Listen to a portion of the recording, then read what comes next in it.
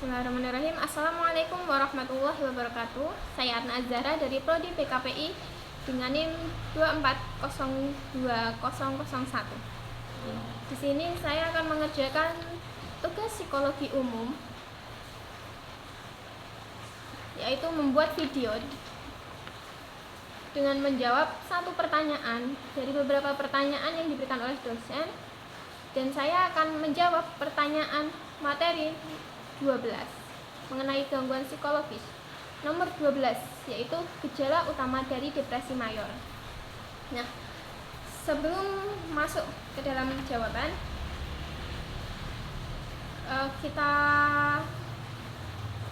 perlu mengetahui dulu bahwa depresi itu terbagi menjadi dua, yaitu ada depresi minor dan depresi mayor, di mana singkatnya depresi minor adalah kondisi seseorang yang mengalami depresi mau mengakui bahwa dia itu sedang depresi dan mau untuk memeriksakan diri ke psikolog atau psikiater tanpa ada tekanan dari siapapun.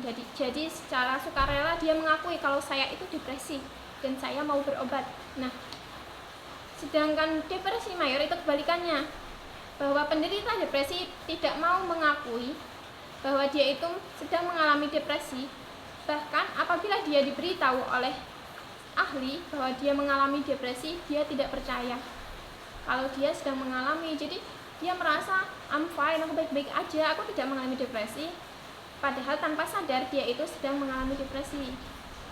Nah, untuk gejala utama, di sini saya sempat menonton beberapa tayangan dari para ahli psikolog, psikiater, dan juga mencari beberapa sumber bahwa gejala utamanya itu dibagi menjadi 9. Jadi ada 9 gejala utama depresi mayor. Yang pertama yaitu mood depresi, di mana seseorang yang mengalami depresi mayor itu selalu merasa sedih, hampa, dan putus asa setiap hari.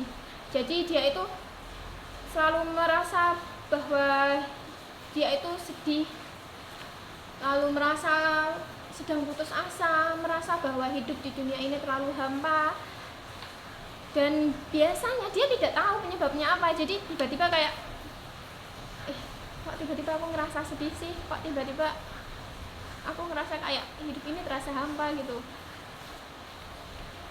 Lalu yang kedua yaitu kehilangan minat atau kesukaan, di mana penderita depresi mayor itu yang awalnya mereka memiliki suatu hobi, memiliki suatu kesukaan, tiba-tiba mereka kehilangan minat dari hobi mereka sendiri, mereka kehilangan minat dari kesukaan mereka sendiri, mereka kehilangan minat dari apa yang biasanya mereka lakukan.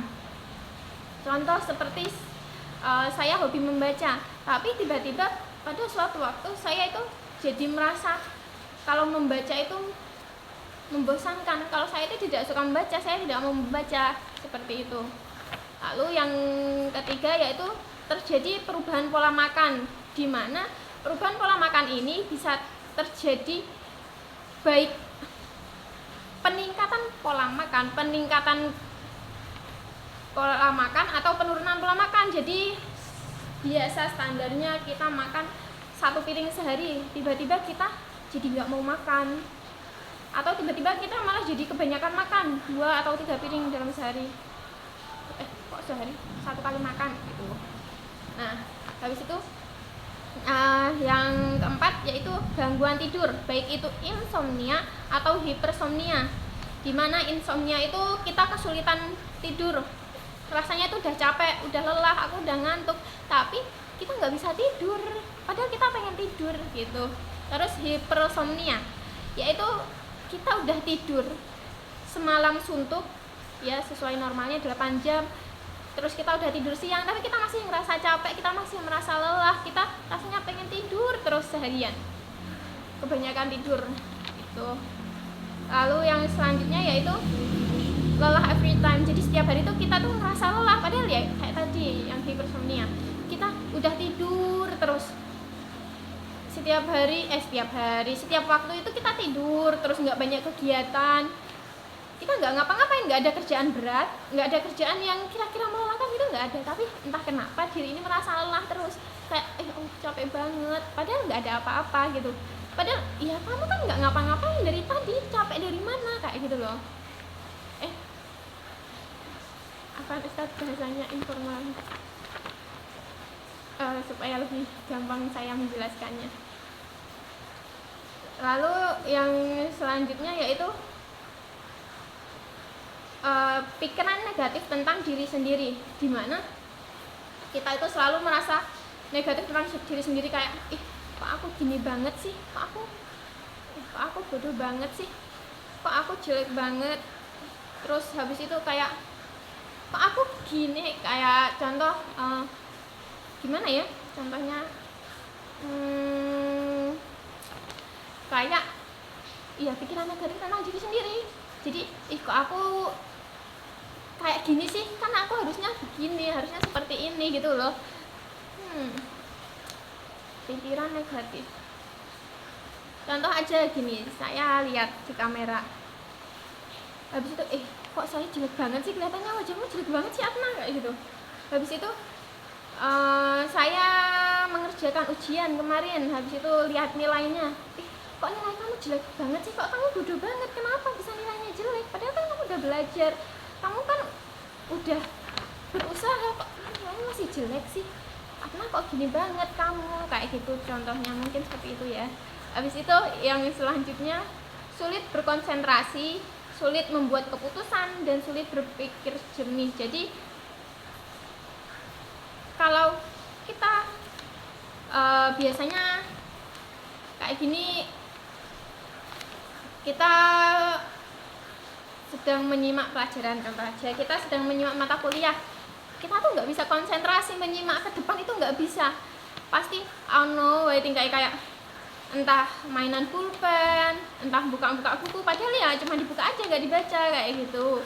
Terus kita juga terkadang disuruh untuk membuat keputusan, ditanya untuk membuat keputusan, coba kamu pilih A atau B, kita tuh bingung, kita tuh susah untuk memutuskan, kayak kita tuh nggak tahu, aku ngikut aja gitu.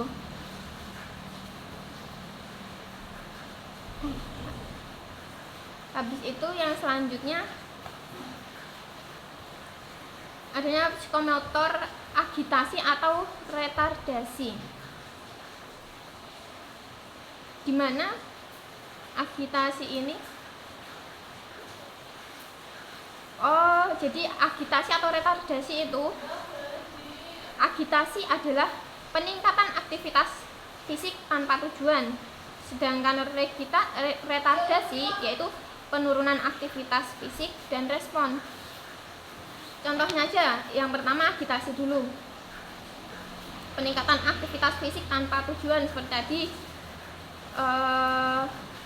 perilaku berlebihan tanpa tujuan yang jelas, kayak contohnya nggak bisa diem gitu, lebih ke nggak bisa diem. Jadi kayak tadi yang sebelumnya sulit konsentrasi tadi kan saya bilang kita harusnya memperhatikan pelajaran, tapi kita malah buka-buka buku berulang kali, buka-buka sendiri, tapi nggak ada kita baca, kita cuma kayak buka-buka buku, habis itu kakinya gerak-gerak terus, nggak bisa diem, habis itu kayak kita mainan pulpen cetak-cetik nggak bisa diem. Jadi kayak ada yang harus dikerjakan itu, tapi kita juga nggak tahu tujuan kita melakukan itu apa, kayak ya udah enak aja gitu, pengen buka-buka aja, pengen mainan pulpen aja, kayak gitu. Sedangkan yang retardasi atau penurunan aktivitas fisik dan respon itu lebih ke gerakan yang melambat, bicaranya lama, gerakannya lama, kayak kalau istilahnya sekarang kayak mungkin mirip ya kayak mageran gitu. Jadi kita bangun tidur mau mandi itu kayak ya Allah lama banget, mager, nyiapin bajunya lama, jalannya lambat, terus kayak mandi juga nggak biar tapi kayak biur gitu, pelan-pelan, nggak tahu juga ya kenapa. Yang jelas terkadang orang yang retardasi ini juga tidak terlalu banyak berekspresi, lebih ke wajahnya datar seperti itu, kayak ya malas berekspresi gitu. Lalu mereka juga kadang bicaranya lambat dan tidak jelas. Kalau yang agitasi tadi juga sama, mereka bicaranya cepat tapi juga mereka nggak jelas ngomong apa, seperti itu. Nah, biasanya agitasi sama retardasi ini juga nggak semata-mata mereka kayak gitu, tapi ada penyebabnya. Nah, yang penyebabnya agitasi ini biasanya karena adanya kecemasan ekstrim atau ketegasan emosional. Dan yang retardasi biasanya karena kelelahan ekstrim atau hilangnya motivasi. Kayak biasa kalau anak-anak kecil kan, aku mau berangkat sekolah, motivasinya apa? Aku mau ketemu teman-teman, aku mau main sama teman-teman. Biarpun harusnya motivasinya belajar ya, tapi anak kecil kan biasanya kayak gitu. Nah, orang yang retardasi ini tuh kayak udah kehilangan motivasi, kayak mereka berangkat sekolah ya udah berangkat aja, nggak ada motivasinya. Mereka makan ya udah makan aja, karena ya kalau nggak makan nanti mereka sakit perut gitu, nanti mereka lapar, kayak makan gitu, nggak ada minat gitu. Lalu yang selanjutnya, yang terakhir, yang nomor 9, yaitu adanya pikiran tentang kematian dan bunuh diri secara berulang. Ya karena mereka kehilangan motivasi tadi, termasuk mereka kehilangan motivasi hidup juga. Jadi kayak, aduh aku hidup buat apa sih? Mereka tahu tujuan hidup mereka. Mereka tahu kalau hidup itu, mereka tahu mereka diciptakan itu untuk beribadah. Mereka tahu itu. Dan tapi mereka kayak nggak punya semangat hidup, kayak ya udah sih hidup ya cuman buat ibadah, terus ngapain aku hidup, kayak sholat, ngaji, tapi nggak ada motivasi hidup, nggak ada keinginan untuk hidup, kayak ya udah untuk apa hidup cuman gini-gini aja, nggak ada ngapa-ngapain, nggak ada yang spesial hidupku, seperti itu. Makanya dari situ mulai muncul pikiran-pikiran tentang kematian. Ya Allah, kapan sih aku mati, kok aku nggak mati-mati, ya Allah, setelah. Terus ada pikiran untuk bunuh diri, coba aja bunuh diri, nggak dosa ya, pasti aku udah lama mati, kayak gitu. Nah, dari 9 gangguan utama tadi, gangguan utama dari depresi mayor, para psikolog dan psikiater, kalau psikolog enggak ya, psikolog itu lebih ke mendengarkan klien berbicara, tidak bisa mendiagnosis.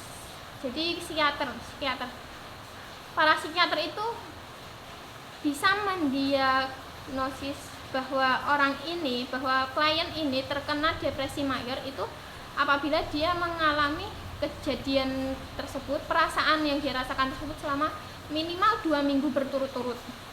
Lalu minimal juga mereka mengalami 5 dari 9 gangguan utama tadi. Dan